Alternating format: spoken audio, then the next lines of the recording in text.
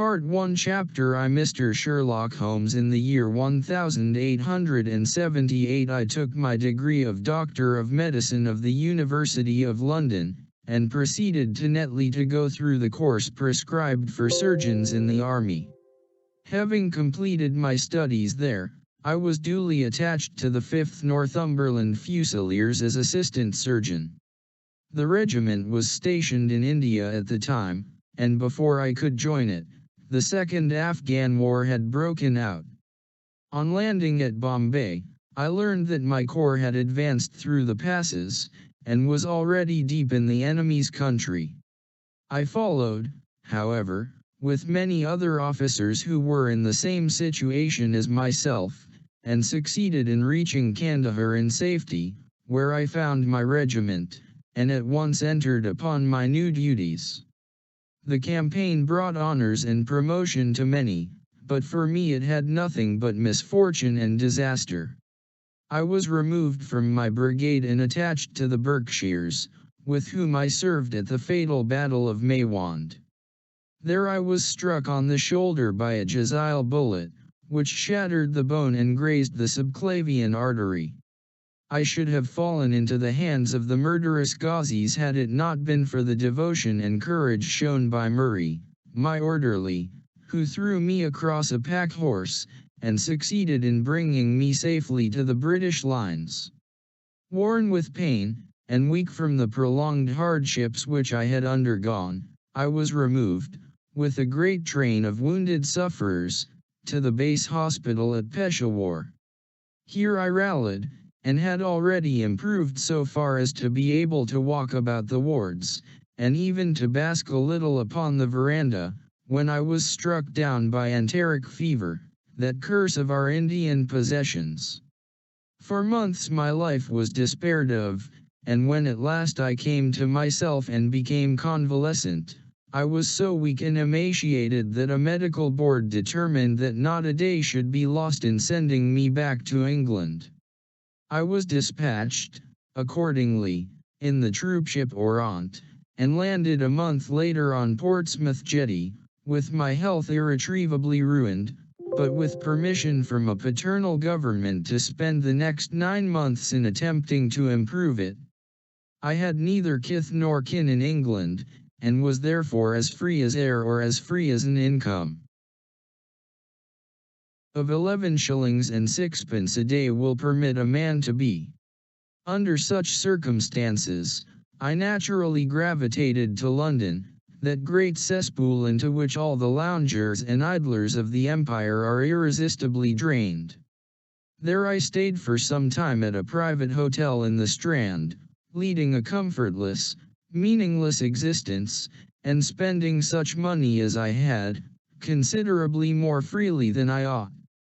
So alarming did the state of my finances become, that I soon realized that I must either leave the metropolis and rusticate somewhere in the country, or that I must make a complete alteration in my style of living. Choosing the latter alternative, I began by making up my mind to leave the hotel, and to take up my quarters in some less pretentious and less expensive domicile. On the very day that I had come to this conclusion, I was standing at the Criterion bar, when someone tapped me on the shoulder, and turning round I recognized young Stamford, who had been a dresser under me at Bart's. The sight of a friendly face in the great wilderness of London is a pleasant thing indeed to a lonely man. In old days Stamford had never been a particular crony of mine, but now I hailed him with enthusiasm, and he, in his turn, appeared to be delighted to see me. In the exuberance of my joy, I asked him to lunch with me at the Holborn, and we started off together in a hansom. "Whatever have you been doing with yourself, Watson?" he asked in undisguised wonder, as we rattled through the crowded London streets. "You are as thin as a lath and as brown as a nut." I gave him a short sketch of my adventures, and had hardly concluded it by the time that we reached our destination.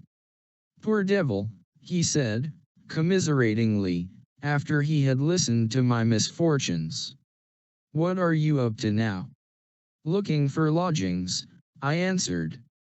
Trying to solve the problem as to whether it is possible to get comfortable rooms at a reasonable price. That's a strange thing, remarked my companion. You are the second man today that has used that expression to me. And who was the first? I asked. A fellow who is working at the chemical laboratory up at the hospital. He was bemoaning himself this morning because he could not get someone to go halves with him in some nice rooms which he had found, and which were too much for his purse. By Jove! I cried, if he really wants someone to share the rooms and the expense, I am the very man for him. I should prefer having a partner to being alone. Young Stamford looked rather strangely at me over his wine-glass. You don't know Sherlock Holmes yet, he said. Perhaps you would not care for him as a constant companion. Why, what is there against him? Oh, I didn't say there was anything against him. He is a little queer in his ideas and enthusiast in some branches of science. As far as I know, he is a decent fellow enough. A medical student, I suppose, said. I know I have no idea what he intends to go in for. I believe he is well up in anatomy, and he is a first-class chemist, but, as far as I know, he has never taken out any systematic medical classes. His studies are very desultory and eccentric, but he has amassed a lot of out-of-the-way knowledge which would astonish his professors. Did you never ask him what he was going in for? I asked. No, he is not a man that it is easy to draw out, though he can be communicative enough when the fancy seizes him. I should like to meet him, I said. If I am to lodge with anyone, I should prefer a man of studious and quiet habits. I am not strong enough yet to stand much noise or excitement. I had enough of both in Afghanistan to last me for the remainder of my natural existence. How could I meet this friend of yours? He is sure to be at the laboratory, returned my companion. He either avoids the place for weeks, or else he works there from morning to night. If you like, we shall drive round together after luncheon. Certainly, I answered, and the conversation drifted away into other channels. As we made our way to the hospital after leaving the Holborn, Stamford gave me a few more particulars about the gentleman whom I proposed to take as a fellow lodger. You mustn't blame me if you don't get on with him, he said. I know nothing more of him than I have learned from meeting him occasionally in the laboratory. You proposed this arrangement, so you must not hold me responsible. If we don't get on, it will be easy to part company, I answered. It seems to me, Stamford, I added, looking hard at my companion, that you have some reason for washing your hands of the matter. Is this fellow's temper so formidable, or what is it? Don't be mealy-mouthed about it. It is not easy to express the inexpressible, he answered with a laugh. Holmes is a little too scientific for my tastes. It approaches to cold-bloodedness. I could imagine his giving a friend a little pinch of the latest vegetable alkaloid, not out of malevolence, you understand, but simply out of a spirit of inquiry in order to have an accurate idea of the effects. To do him justice, I think that he would take it himself with the same readiness. He appears to have a passion for definite and exact knowledge. Very right too. Yes, but it may be pushed to excess. When it comes to beating the subjects in the dissecting rooms with a stick, it is certainly taking rather a bizarre shape. Beating the subjects. Yes, to verify how far bruises may be produced after death. I saw him at it with my own eyes. And yet you say he is not a medical student. No. Heaven knows what the objects of his studies are. But here we are, and you must form your own impressions about him." As he spoke, we turned down a narrow lane and passed through a small side door, which opened into a wing of the great hospital. It was familiar ground to me, and I needed no guiding as we ascended the bleak stone staircase and made our way down the long corridor with its vista of whitewashed wall and dun-colored doors. Near the further end a low arched passage branched away from it and led to the chemical laboratory. This was a lofty chamber, lined and littered with countless bottles. Broad, low tables were scattered about, which bristled with retorts, test tubes, and little Bunsen lamps, with their blue flickering flames. There was only one student in the room, who was bending over a distant table absorbed in his work. At the sound of our steps he glanced round and sprang to his feet with a cry of pleasure. "I've found it! I've found it!" he shouted to my companion, running towards us with a test tube in his hand. "I have found a reagent which is precipitated by hemoglobin, and by nothing else." Had he discovered a gold mine, greater delight could not have shone upon his features. "Dr. Watson, Mr. Sherlock Holmes," said Stamford, introducing us. "How are you?" he said cordially, gripping my hand with a strength for which I should hardly have given him credit. "You have been in Afghanistan, I perceive. How on earth did you know that?" I asked in astonishment. "Never mind," said he, chuckling to himself. "The question now is about hemoglobin. No doubt you see the significance of this discovery of mine." "It is interesting, chemically, no doubt," I answered, "but practically, why, man, it is the most practical medical legal discovery for years. Don't you see that it gives us an infallible test for blood stains? Come over here now." He seized me by the coat sleeve in his eagerness, and drew me over to the table at which he had been working. "Let us have some fresh blood," he said, digging a long bodkin into his finger, and drawing off the resulting drop of blood in a chemical pipette. "Now, I add this small quantity of blood to a liter of water. You perceive that the resulting mixture has the appearance of pure water. The proportion of blood cannot be more than 1 in a million. I have no doubt, however, that we shall be able to obtain the characteristic reaction." As he spoke, he threw into the vessel a few white crystals, and then added some drops of a transparent fluid. In an instant the contents assumed a dull mahogany color, and a brownish dust was precipitated to the bottom of the glass jar. "Ha, ha," he cried, clapping his hands, and looking as delighted as a child with a new toy. "What do you think of that?" "It seems to be a very delicate test," I remarked.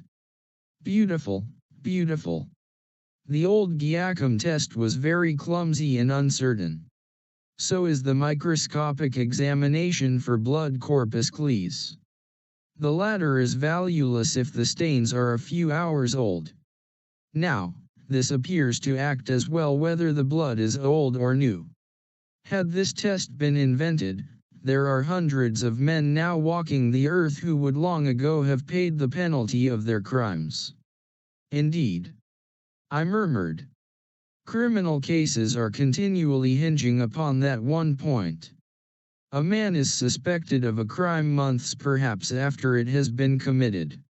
His linen or clothes are examined, and brownish stains discovered upon them. Are they blood stains, or mud stains, or rust stains, or fruit stains, or what are they? That is a question which has puzzled many an expert. And why? Because there was no reliable test. Now we have the Sherlock Holmes test, and there will no longer be any difficulty." His eyes fairly glittered as he spoke, and he put his hand over his heart and bowed as if to some applauding crowd conjured up by his imagination. "You are to be congratulated," I remarked, considerably surprised at his enthusiasm. "There was the case of von Bischoff at Frankfurt last year. He would certainly have been hung had this test been in existence. Then there was Mason of Bradford, and the notorious Muller, and Lefebvre of Montpellier, and Sampson of New Orleans. I could name a score of cases in which it would have been decisive." "You seem to be a walking calendar of crime," said Stamford with a laugh. "You might start a paper on those lines. Call it the Police News of the Past. Very interesting reading it might be made, too," remarked Sherlock Holmes, sticking a small piece of plaster over the prick on his finger. "I have to be careful," he continued, turning to me with a smile, "for I dabble with poisons a good deal." He held out his hand as he spoke, and I noticed that it was all mottled over with similar pieces of plaster, and discolored with strong acids. "We came here on business," said Stamford, sitting down on a high three-legged stool, and pushing another one in my direction with his foot. "My friend here wants to take diggings, and as you were complaining that you could get no one to go halves with you, I thought that I had better bring you together." Sherlock Holmes seemed delighted at the idea of sharing his rooms with me. "I have my eye on a suite in Baker Street," he said, "which would suit us down to the ground. You don't mind the smell of strong tobacco, I hope?" "I always smoke ships myself," I answered. "That's good enough. I generally have chemicals about, and occasionally do experiments. Would that annoy you?" "By no means. Let me see, what are my other shortcomings? I get in the dumps at times, and don't open my mouth for days on end. You must not think I am sulky when I do that. Just let me alone, and I'll soon be right. What have you to confess now? It's just as well for two fellows to know the worst of one another before they begin to live together." I laughed at this cross-examination. "I keep a bull pup," I said, "and I object to rows because my nerves are shaken, and I get up at all sorts of ungodly hours, and I am extremely lazy. I have another set of vices when I'm well, but those are the principal ones at present." "Do you include violin playing in your category of rows?" he asked, anxiously. "It depends on the player," I answered. "A well-played violin is a treat for the gods, a badly played one, oh, that's all right," he cried, with a merry laugh. "I think we may consider the thing as settled, that is, if the rooms are agreeable to you. When shall we see them?" "Call for me here at noon tomorrow, and we'll go together and settle everything," he answered. "All right, noon exactly," said I, shaking his hand.